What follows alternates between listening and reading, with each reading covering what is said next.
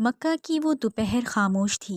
لوگ اپنے اپنے گھروں میں آرام کر رہے تھے، مگر اللہ کے نبی صلی اللہ علیہ وآلہ وسلم اپنے گھر میں خاموش بیٹھے تھے۔ ان کے بیٹے عبداللہ اللہ کو پیارے ہو گئے تھے۔ وہ ننھا سا جسم جو کل تک ان کے سینے سے لگ کر سانس لیتا تھا، اب مٹی کی گود میں تھا۔ وہیں برابر والی دیوار سے ٹیک لگائے ایک آدمی کھڑا تھا۔ یہ آدمی کوئی اور نہیں بلکہ رسول اللہ صلی اللہ علیہ وآلہ وسلم کا چچا تھا۔ اندر سے آتی ہر سسکی اس کے چہرے کی مسکان بن رہی تھی، اور پھر وہ خوشی سے چلایا، محمد کا بیٹا ختم ہو گیا، محمد کی نسل کا سلسلہ ٹوٹ گیا۔ اس کی آواز نے نبی صلی اللہ علیہ وآلہ وسلم کا دل چیر کے رکھ دیا۔ اس نے غلاموں کو کھجوریں بانٹی، اپنے دوستوں کے ساتھ قہقہے لگائے اور سب سے کہتا رہا، میرے بھتیجے کی جڑ کٹ گئی، اب کوئی نہیں اس کا نام لینے والا۔ اس کی ہنسی اور الفاظ ہوا میں سانپ بن کر تیر رہے تھے، مگر اللہ رب العزت نے اپنے نبی کو اکیلا نہ چھوڑا، انہیں ایک تحفہ دیا۔ یہ تحفہ تھا سورہ کوثر، جس میں فرمایا، اے نبی آپ فکر نہ کریں، ہم نے آپ کو کوثر عطا کی ہے، بس آپ اپنی رب کی عبادت کیجیے۔ اور وہ جو بار بار کہتے ہیں کہ محمد کی نسل ختم ہو گئی، ان کی اپنی نسل ختم ہو جائے گی۔ اللہ کے نبی کے چہرے پر سکون آ گیا، دن ڈھل گیا۔ ابو جہل بے وقوفوں کی طرح ہنستا رہا، اسے کیا خبر تھی کہ اللہ نے اسے جیتے جی برباد کر دیا۔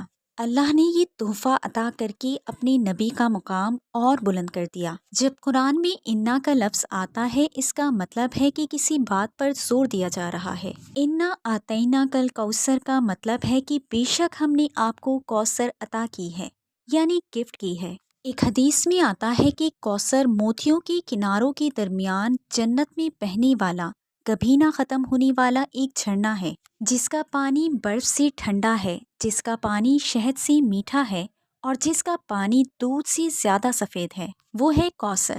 آتینا کا مطلب ہوتا ہے تحفہ دینا۔ اللہ تعالیٰ نے اس تحفے کے ذریعے اپنے محبوب کا مقام مزید بلند کر دیا۔ سب سے بڑا تحفہ اللہ نے اپنے محبوب کو یہ عطا کیا کہ ان کا نام تا قیامت زندہ رہے گا۔ اللہ نے اپنے نبی کا نام اپنے نام کے ساتھ جوڑ دیا۔ اللہ نے آپ سے بیٹا لے کر بیٹیوں جیسے تحفے عطا کیے، اور اللہ تبارک و تعالیٰ نے آپ صلی اللہ علیہ وآلہ وسلم کو صحابیوں کا تحفہ دیا، جو ہمیشہ آپ کے ساتھ کھڑے تھے۔ فصلی لربک ونحر، ونحر کا مطلب ہے قربانی کرنا۔ یہاں اللہ تعالیٰ نے اپنے حبیب سے فرمایا کہ اپنی رب کی عبادت کریں اور قربانی کریں، اسی لیے عید الاضحیٰ کے دن کو یوم النحر بھی کہا جاتا ہے۔ ان شانیہ کا هو الابتر، شانیہ کا مطلب ہے ایسی دشمنی جس میں دشمن اپنی عقل کھو دے، اس کا دماغ کام کرنا بند کر جائے۔ جیسے نبی صلی اللہ علیہ وآلہ وسلم کے گھر میں انتقال ہوا تو ابو لہب نے خوشیاں منائی اور مذاق اڑایا، یعنی وہ دشمنی میں بالکل عقل سے پھر گیا۔ هو الابتر، اور یہ لوگ جو کہتے تھے کہ آپ کی جڑیں کٹ گئیں، ان کی اپنی جڑیں کٹ گئیں، ان کا اپنا نام و نشان ختم ہو جائے گا۔ اور پھر ابو لہب کا دردناک انجام اور بربادی سب نے دیکھی، اور اللہ نے اپنے نبی کو وہ سب عطا کیا جس کی کوئی مثال نہیں۔